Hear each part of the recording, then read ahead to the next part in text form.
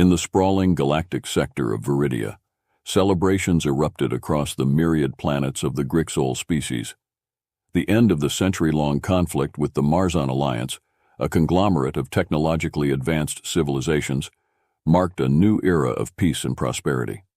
The Grixols, with their insectoid features and a collective hive-mind consciousness, had fought bravely and tirelessly, and finally, they could enjoy the fruits of their labor.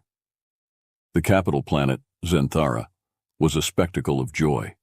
The azure skies were lit with neon streaks of fireworks, the cities buzzed with parades, and the air vibrated with the rhythmic beats of the victory drums. Architecturally stunning buildings, once reduced to ruins, now pierced the skyline with their restored glory. At the heart of the celebrations was the Hive Center, a colossal structure that housed the Queen, the central consciousness and leader of the Grixols. Yet, amidst the jubilation, a sense of unease crept through the ranks of the Grixol High Command. Reports from the outer colonies spoke of a peculiar anomaly approaching their galaxy. It was unlike anything they had encountered, a massive, seemingly artificial object, moving at incredible speeds towards Viridia. The initial scans were inconclusive, yielding more questions than answers. Was it a remnant weapon of the Marzan Alliance, or was it something else entirely? Scientist Felix, a member of the Grixol Scientific Council and an expert in extragalactic phenomena, was among the first to delve into the mystery. Using the Grand Observatory on Zenthara, he conducted detailed spectral analyses and gravitational assessments. The results were startling. The object was not just a derelict piece of technology, but appeared to be a sophisticated spacecraft of immense proportions. "This is unprecedented," Felix muttered to himself as he examined the data streams flowing across his holographic display. The craft's trajectory was now clear. It was heading straight for their home system. With each passing moment, the object grew larger in the viewfinders of the observatories, and its details became more pronounced. The spacecraft was arc-like, with vast hulls segmented like the chambers of a beehive, perhaps mirroring the Grixol's own architectural styles unintentionally. It bore markings that were foreign, script that was undecipherable, and materials that defied simple scientific explanation. It was, Felix concluded, a vessel carrying life from another world. His report to the Queen was met with silence, a deep, contemplative silence that spread through the collective consciousness of the Grixols. There was a decision to be made, and it weighed heavily on them. Should they prepare for conflict, or should they extend the olive branch of peace? As the human ark drew closer, its intentions unknown and its people unseen, the Grixol's military forces were put on high alert. Defensive satellites were positioned, and all planetary defenses were powered to standby mode. Meanwhile, diplomats and linguists scrambled to develop communication protocols to interact with the newcomers. The possibility of first contact with another sentient species brought with it both fear and hope. On one hand, these humans, assuming the script indeed identified them as such, could be potential allies, bearers of knowledge and technology that could propel Grixol society forward. On the other, they could represent a threat, challenging the hard-earned peace the Grixols now cherished. As the human ship entered the outer reaches of the Viridia system, all of Zenthara held its breath. The future was uncertain, the risks enormous, but the possibilities of what could come from the stars held a curious allure. The Grixols knew that the era of peace might be at an end, but the beginning of something new and profound was just about to commence. This was the calm before the storm, the moment before the cosmos would once again be reshaped by the hands of fate. As the mysterious spaceship drew nearer, the Viridian night sky was illuminated by its imposing silhouette against the cosmos. The structure was colossal, dwarfing even the largest of Grixol architectural wonders. As it entered the outer perimeter of the Viridian space, all eyes were fixed on this behemoth, now identified through the universal translators as the Ark of Humanity. Scientist Felix, alongside his team at the Grand Observatory, was the first to establish a detailed analysis of the ship's structure and intent. Through the use of high-resolution scopes and deep space sensory arrays, they collected data that painted a picture of desperation and survival. Vivid images showed sections of the Ark that appeared to be makeshift living quarters, tightly packed with what could only be human families. Initial analysis. The outer shell of the Ark was lined with solar arrays and other power-generating units, suggesting that the ship was designed for long-duration flight. The hull material was an unknown alloy, resilient to the standard atmospheric entry protocols and showing signs of wear from what seemed like decades, possibly centuries, of travel through deep space. Felix reported, "The design is clearly meant to sustain life for extensive periods. They have gardens, actual ecosystems aboard that ship." The realization that the humans had been living in space reshaped the Grixol's understanding of endurance and technology. It was a floating city, a last bastion of humanity, carrying the remnants of their civilization. The first transmission communication attempts were fraught with technical challenges. The human communication technology was compatible with the Grixol systems, but deciphering the language barrier proved difficult. After several hours of static-filled silence, the first clear transmission from the Ark was received. "This is Captain Elena Murov of the Ark. We come in peace. We seek refuge and are prepared to share knowledge and resources. We await your guidance on protocol." The message was looped, a continuous plea for sanctuary. The High Command convened an emergency session to discuss the response. Opinions were divided. The military commanders advocated for caution, suggesting that the ship be kept at a distance until more was known about its capabilities and the true nature of its inhabitants. A delicate decision. Queen Xylix, the supreme ruler of the Grixols, decided to allow a delegation of humans to land under strict supervision. She stated, "We will not be blinded by fear, but will proceed with the caution our people's safety demands." Preparations were made at the diplomatic enclave on Zenthara, a site that had hosted many historic accords. Security was tightened, and the enclave was surrounded by both curious civilians and media crews, all eager to witness this unprecedented event. Arrival of the humans. As the human delegation's shuttle detached from the Ark and began its descent towards Zenthara, the Grixol populace watched with bated breath. The shuttle, a sleek silver vessel, glinted in the sunlight as it entered the atmosphere, escorted by Grixol fighter crafts. The landing was smooth, a testament to the pilot's skills. The shuttle doors opened, and Captain Elena Murov stepped out, flanked by her crew. Scientists, diplomats, and security officers. They were varied in appearance, with their expressions a mix of anxiety and hope. Captain Murov spoke, her voice amplified.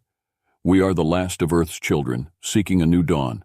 In exchange for sanctuary, we offer our knowledge, our labor, and our loyalty. We do not wish to impose, but to integrate and enrich." A momentous encounter. The Queen, through a telepathic relay that was broadcasted, responded, "Your journey has been long and fraught with peril. We admire your courage and are willing to learn more of your ways. This meeting will determine the future, not just for our two peoples, but perhaps for all of Viridia." As the meeting proceeded, cameras broadcasted every moment across the galaxy, and the Grixol people saw firsthand the weariness etched into the humans' faces, their technology, and their profound desire to survive and thrive. The chapter closed with both species standing at a crossroads, their decisions to be guided not just by the will to survive, but by the hope of mutual prosperity.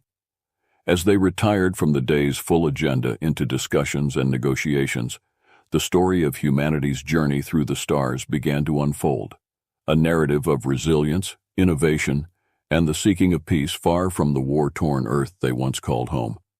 The Grixols had always prided themselves on their ability to integrate complex data and adapt quickly to new situations, a result of their collective hive-mind consciousness. But the arrival of humans on Zenthara presented a challenge that was as much emotional as it was technical. The humans' first steps on Grixol soil were broadcasted across the galaxy, stirring a mix of awe and anxiety among the inhabitants. The encounter at the diplomatic enclave. The diplomatic enclave on Zenthara, typically a place of solemnity and strategic discussions, was transformed into a stage for what was perhaps the most significant first contact event in recent Grixol history. The humans, led by Captain Elena Murov, appeared remarkably diverse in appearance compared to the uniformity of the Grixols. Their varying skin tones, heights, and attire marked them clearly as individuals, a concept somewhat foreign to the Grixol way of life. Elena, with her calm demeanor and poised speech, extended her hand to Queen Xylix, who, after a brief pause, mimicked the gesture. This handshake, simple yet profound, was met with silent reverence from all who watched. It symbolized not just the meeting of two leaders, but the potential bridging of two worlds, language and communication. Initial communications were facilitated through translation devices that converted Grixol clicks and human speech in real time. Although functional, the devices were not perfect, leading to occasional misunderstandings that required patience from both sides. The Grixols learned of the humans' journey through space, fleeing from a planet plagued by environmental collapse and war. The stories of Earth resonated with the Grixols, who had their history of overcoming adversity. Cultural exchange. The humans had brought with them artifacts from Earth, books, musical instruments, and digital archives, all of which were alien to the Grixols. In exchange, the Grixols shared their own culture's richness, sculptures resonating with collective memories, holographic art depicting historical victories, and their music, a complex symphony of bioluminescent patterns and vibrations. During these exchanges, a group of human children presented a song, their voices harmonious, filling the enclave with a poignant reminder of what was at stake: survival, life, and the nurturing of their young. The Grixols responded in kind, their queen leading a traditional chant that reverberated through the minds of all present, an experience that moved many of the human delegates to tears. Scientific and technological dialogues. Parallel to the cultural exchanges, scientific teams from both species convened to share knowledge. The Grixols were advanced in biotechnology and astroengineering, while the humans brought with them innovations in robotics, artificial intelligence, and quantum computing. These sessions, though marred by technical challenges, promised significant advancements from collaboration. The human technology, particularly their AI, fascinated the Grixols. It was a stark contrast to the Grixols' own technology, which was deeply integrated with their biological attributes. The potential for integrating human technology with Grixol biotech was immense and held the promise of uplifting both societies to new heights. The proposal for peace. As the initial meetings concluded, Captain Murov and Queen Xylix held a joint conference to outline the path forward. Murov proposed a covenant of integration and mutual prosperity, which outlined basic principles for coexistence and collaboration, including the establishment of a human colony on Viridia under Grixol oversight, and a council that would include leaders from both species. Queen Xylix, with the consensus of her advisors, accepted the proposal, acknowledging the vast potential and real risks involved. She declared, "Today we stand together not as victors and refugees, but as partners who seek a common future." Reflections and reactions. As the sun set on the historic day, the Grixols and humans alike reflected on the monumental changes ahead. For the Grixols, the humans were no longer just survivors from a distant planet, but were potential allies and friends. For the humans, the alien world of Xanthara was to become a new home, filled with strange wonders and possibilities. The chapter closed with both groups looking towards a shared horizon, aware of the challenges but hopeful for the future. Integration would not be easy, nor would it be quick, but it was a journey they were now committed to making together, step by uncertain step. As weeks turned into months, the human colony on Viridia, officially named New Terra, began to take shape under the azure skies of Xanthara. The initial goodwill and fascination that marked the humans' arrival, however, gradually gave way to complexities and challenges neither side had fully anticipated. Resource management issues. The most immediate and pressing issue was the allocation and management of resources. The Grixols, with their highly efficient use of natural resources and sustainable living principles, found the humans' resource-intensive practices concerning. The humans, accustomed to a more aggressive, terraforming approach to colonization, started altering large tracts of land for agriculture and habitation, often clashing with local wildlife and disrupting native ecosystems. Environmental disruptions. A particular incident escalated tensions dramatically. The humans initiated a geoengineering project near a Grixol sacred site, the luminescent pools, known for their bioluminescent algae that played a critical role in Grixol culture and ecology. The project inadvertently drained one of the pools, causing a significant ecological disturbance and sparking protests among the Grixols. Cultural misunderstandings. Cultural misunderstandings further complicated relations.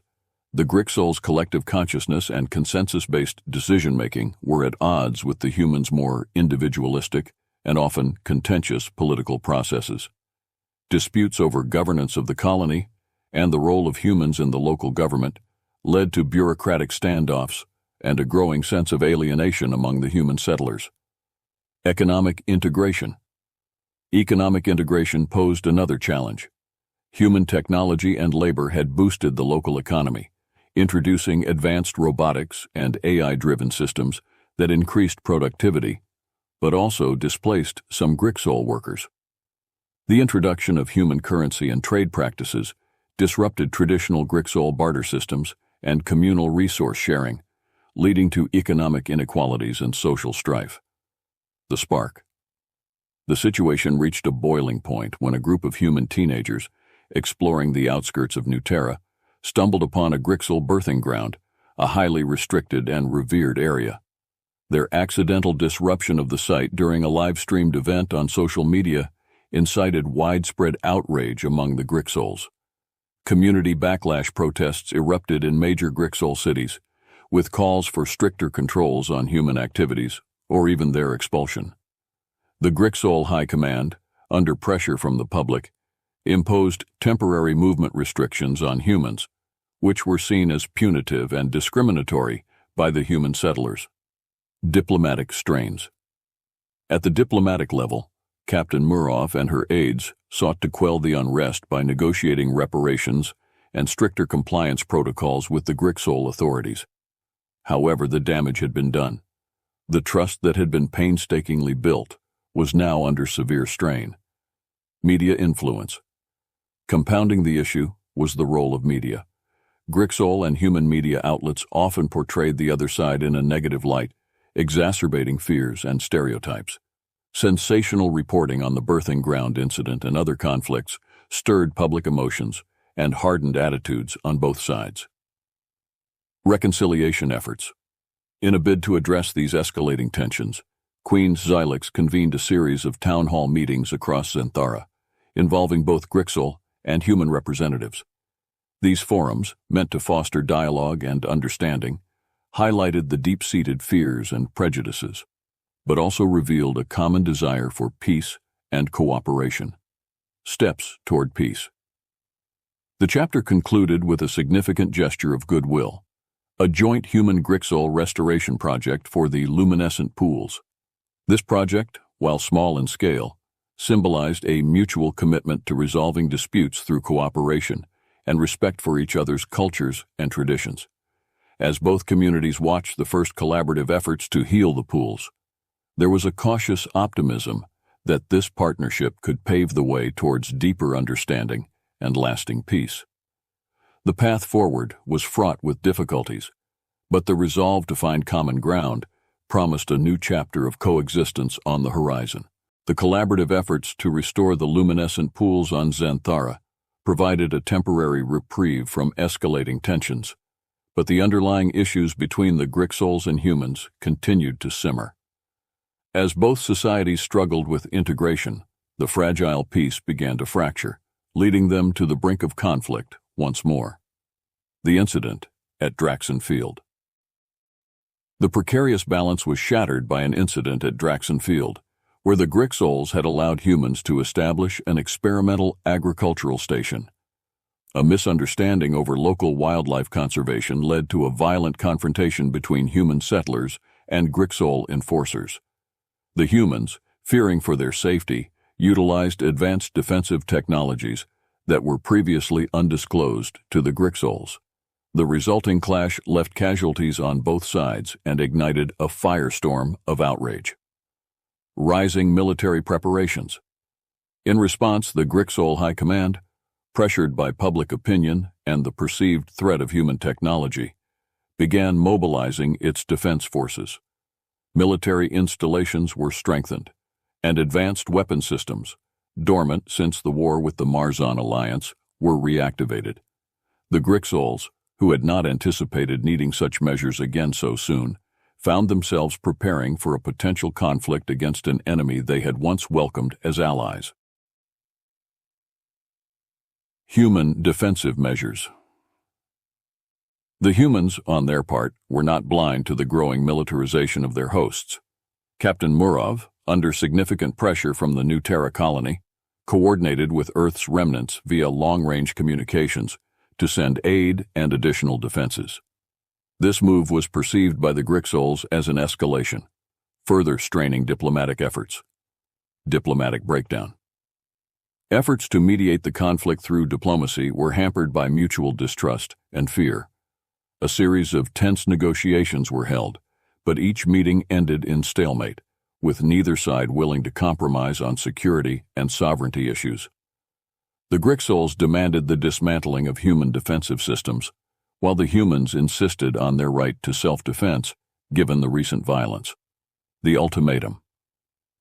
The situation deteriorated when the Grixol Queen issued an ultimatum to the human settlers: either disarm and submit to Grixol governance, or face expulsion from Viridia. This ultimatum, broadcast across all channels, was met with a defiant response from Captain Murov, who declared that the humans would not yield their freedoms, nor their right to defend themselves. A planet divided. The ultimatum divided the planet's population. Some Grixols, especially those who had formed personal bonds with humans, called for calm and a return to negotiations. Meanwhile, hardliner factions within the Grixol military viewed this as an opportunity to reaffirm their dominance and control over Viridia. Sabotage and subterfuge. Amidst these tensions, acts of sabotage on both Grixol and human infrastructures began to occur. Each side blamed the other, leading to a cycle of retaliation that spiraled out of control. Infrastructure critical to both populations was targeted, including water supply stations, power grids, and communication networks, causing widespread disruption and panic. The eve of conflict. As both sides prepared for what seemed like an inevitable conflict, a covert meeting between Captain Murov and a faction of peace-seeking Grixols was arranged. This meeting, hidden from the public and most officials, sought to find a last-minute peace solution that would avert war. Reflections on peace. The chapter closed with both Captain Murov and Queen Xylix reflecting on the path that led to this precipice. In their private moments, they pondered the potential for peace, the nature of fear, and the overwhelming desire to protect their people. With the future of Viridia at stake, the decisions made in the coming days would dictate the fate of two civilizations on the brink of war. The hope for a diplomatic resolution remained a faint glimmer against the growing darkness of impending conflict. As Viridia teetered on the brink of war, an unexpected proposition from the humans broke the deadlock. Captain Murov, utilizing her diplomatic acumen, extended an olive branch that would either pave the way for peace or solidify the divisions between the two species. A bold proposal. During a high-stakes, secretive summit held in the neutral zone between New Terra and the nearest Grixol enclave, Captain Murov proposed a bold initiative: the Human Grixol Collaborative Accord, HGCA. This accord was designed to offer extensive sharing of human technology in exchange for the establishment of a semi-autonomous, human-governed zone within New Terra. The technologies included advanced medical systems, AI-driven agricultural enhancements, and renewable energy solutions, areas where Grixols had room for improvement. Technological temptation. The offer was strategically made to appeal to the Grixols' reverence for technological advancement and their desire for sustainable living solutions. The promise of enhanced medical technologies was particularly enticing, given recent outbreaks of a virulent pathogen that had begun affecting the Grixol population, a problem the humans claimed they could help solve with their advanced biotechnological assets. Political calculations. Queen Xylix faced intense scrutiny over her handling of the situation. The military faction within her council pushed for a show of strength, wary of relying on human promises. Conversely, the scientific community and the general populace, particularly those who had interacted with the humans and experienced their technologies firsthand, advocated for acceptance of the proposal. The Queen, understanding the potential benefits of the human technologies and the dire consequences of war, decided to put the HGCA to a vote within her advisory council. The deliberations were tense, with impassioned speeches from both proponents and opponents. Ultimately, the council voted in favor, swayed by the arguments for economic and health security. Implementation challenges. Implementing the HGCA was not without its challenges. The humans had to disclose all technological specifications and undergo Grixol oversight, which led to suspicions and accusations of espionage. Moreover, the establishment of a human-governed zone was met with protests from Grixol nationalists, who viewed it as the first step towards a human takeover. Cultural exchanges and integration. To ease tensions and promote mutual understanding, the HGCA also included provisions for cultural exchange programs, joint educational ventures, and collaborative research projects. Universities and research centers where Grixols and humans worked side by side became beacons of cooperation, producing innovations at the intersection of human ingenuity and Grixol bioengineering. A delicate balance. Despite the official adoption of the HGCA, the situation remained delicate. Incidents of violence and sabotage continued, although less frequently, as radical factions from both sides resisted the integration efforts. The leaders of the respective communities conducted regular town hall meetings to address grievances and chart the way forward. Securing the future. Captain Murov and Queen Xylix met regularly to assess the progress of the HGCA and to plan further actions to strengthen the peace. Their leadership was crucial in navigating the complex political landscape and in maintaining the fragile peace that now held between the two species. Reflections on unity. The chapter closed with a reflective moment between Captain Murov and Queen Xylix, shared over a view of Xanthara's horizon from the Queen's palace. They discussed the future and contemplated the monumental task of building a unified society from such disparate parts. We are not just cohabiting. We are integrating, learning, maybe even evolving together, Murov noted, watching the sunset. Indeed, replied Xylix. From what could have been our darkest hour, we strive for a dawn that promises enlightenment, not only for us, but for all of Viridia. Their conversation underscored the tentative hope that the HGCA symbolized, a gamble by both humans and Grixols, that peace was not only necessary but possible through cooperation and mutual respect. The future remained uncertain, but the foundations laid by the human gambit would dictate the fate of their intertwined destinies. As the Human Grixol Collaborative Accord, HGCA, became a fabric of Viridian society, the once precarious relationship between the humans and Grixols evolved into a burgeoning partnership that promised a brighter future for both species. Integration and advancements. The integration processes initiated under the HGCA gradually bore fruit. Human technological innovations began to reshape Viridian infrastructures, while Grixol biotechnological expertise started to influence human medicine and agricultural practices significantly. This synergy not only enhanced the quality of life on New Terra, but also catalyzed a cultural renaissance that saw the blending of human and Grixol artistic and social norms. The economic boom. The collaborative technologies and shared knowledge led to an economic boom. Renewable energy projects combining human solar and wind technologies with Grixol bioengineering made New Terra's energy sector one of the most advanced in the galaxy. Likewise, the joint medical research facilities developed new treatments for diseases that had once plagued both humans and Grixols, reducing mortality rates and improving overall health prosperity. Social challenges and harmony. Despite these successes, the path to a fully integrated society was not smooth. The initial years of the Accord saw sporadic clashes and protests, as some factions from both sides remained skeptical of the integration and clung to old prejudices. However, through continuous dialogue and community-building initiatives, such as the Interspecies Education Program and the Cultural Exchange Festivals, these tensions gradually diminished. Governance and diplomacy governance under the HGCA adapted to the new socio-political realities. The creation of the Joint Council, composed of equal numbers of human and Grixol leaders, helped manage the affairs of New Terra, with a focus on fair representation and equity.